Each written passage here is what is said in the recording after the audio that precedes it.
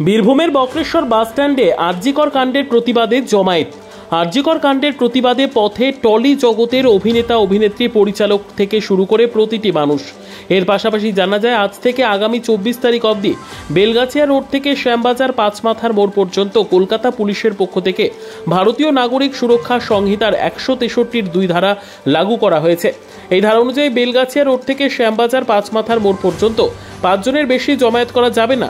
যদি কেউ এই ধারা লঙ্ঘন করে তাহলে তার বিরুদ্ধে ভারতীয় ন্যায় সংহিতার 223 ধারা অনুযায়ী আইনত ব্যবস্থা গ্রহণ করা হবে। এই চরম প্রতিবাদ দেখা গেল বীরভূমের বক্রেশ্বরে। মহিলা পুরুষ নির্বিশেষে একত্রিত হয়ে প্রতিবাদে গর্জে উঠেছে, সকলের হাতে আলোর রোশনাই জ্বালিয়ে প্রতিবাদ করতে। এই প্রতিবাদ জমায়েতটি হয়ে গেল বীরভূমের বক্রেশ্বর বাসস্ট্যান্ডে।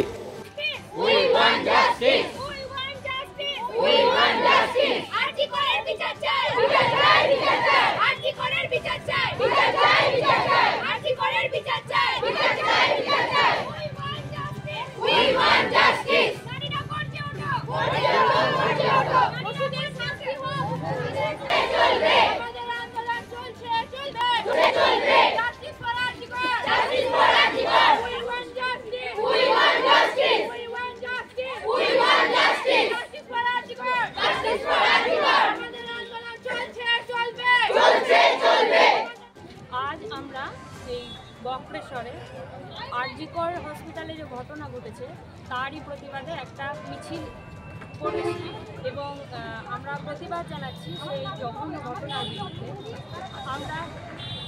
আমরা চাই সেই ঘটনার পেছনে যারা আছেন, যেসব অপরাধীরা আছেন বা অপরাধী আছেন, তাদের উপযুক্ত শাস্তি হোক এবং সেই শাস্তি যাতে একটা দৃষ্টান্ত হয়ে থাকে, সেইটাই আমাদের দাবি।